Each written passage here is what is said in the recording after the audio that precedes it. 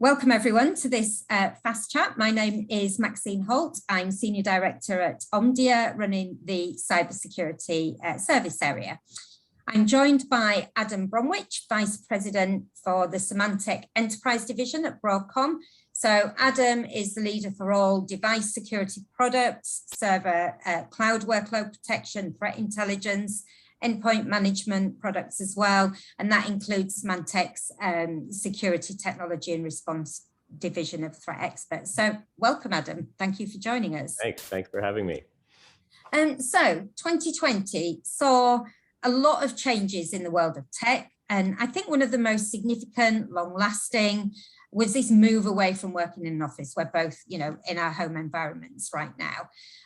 So, that move away from an office, from a protected and probably controlled environment, to working from home in the first instance, and now, certainly at Omdia anyway, we're seeing a lot of a move to hybrid working. So this combination of remote and office working. So I think very much that the challenge facing security professionals now is to ensure that people can work securely from anywhere, wherever they are. They might be at home, they might be at the office, they might be in a coffee shop, wherever it might be.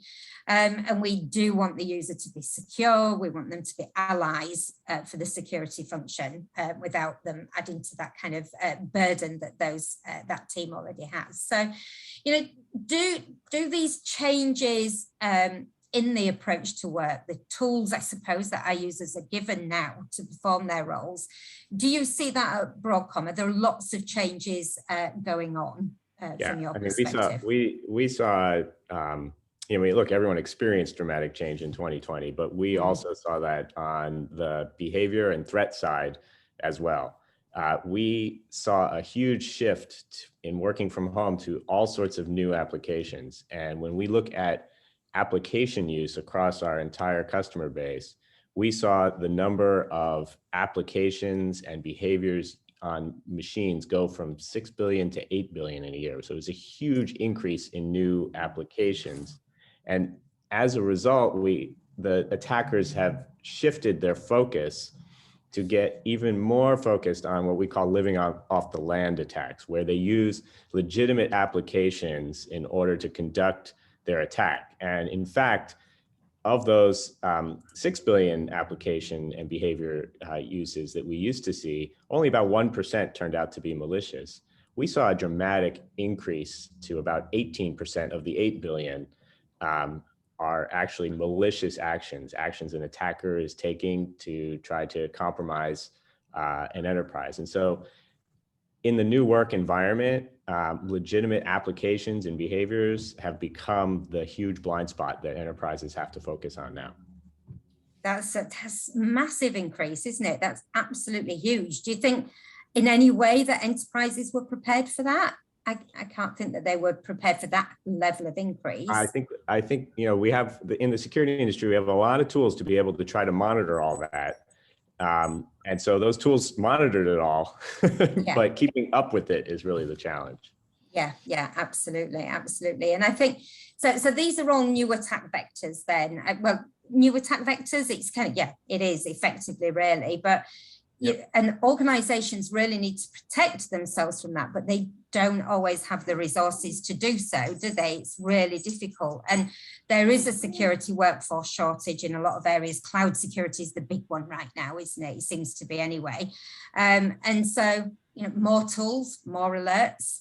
Has the SOC got the capacity to be able to deal with that? I don't think so. So, we've heard a lot about automation. Automation's been around for a while, but automation and machine learning as ways of kind of dealing with this. So do you think that these two capabilities can, have a role in helping prevent these kind of attacks? Yes, I mean, definitely. They play a huge role. Automation and machine learning are just, base requirement for us to be able to handle this volume of activity. Now, it needs to happen, not just on the monitoring side, where you do your best to bring in all this data, filter through this data, and try to figure out what's good and bad.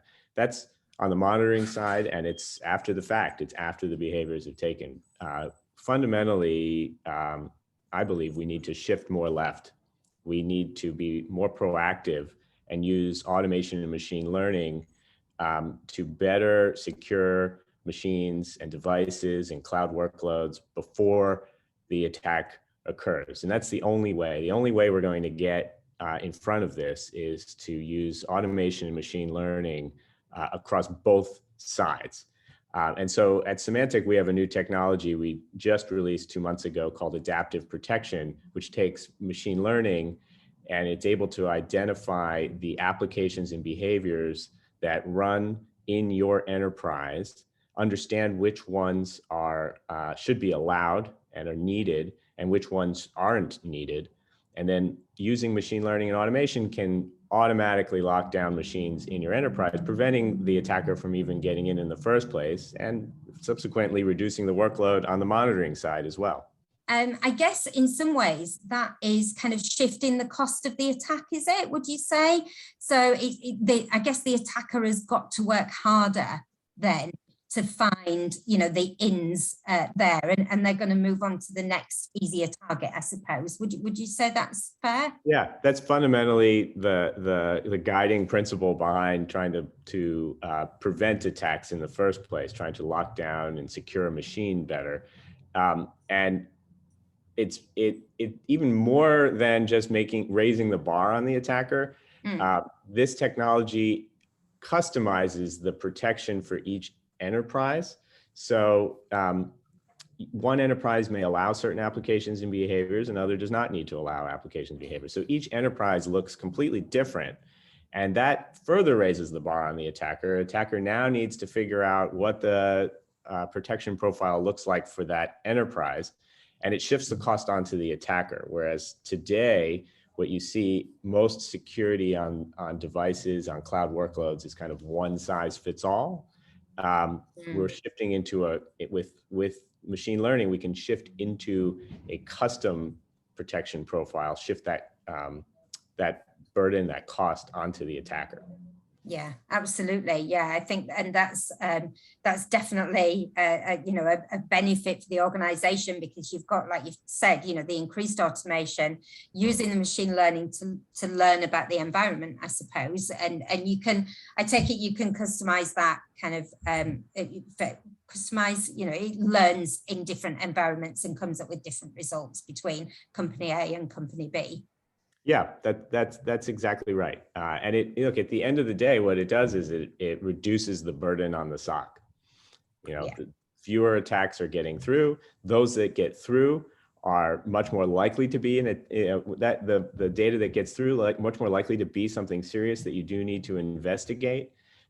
You're not chasing false positives all the time. You're not chasing lots and lots of legitimate behavior that might be malicious. You can focus your energy.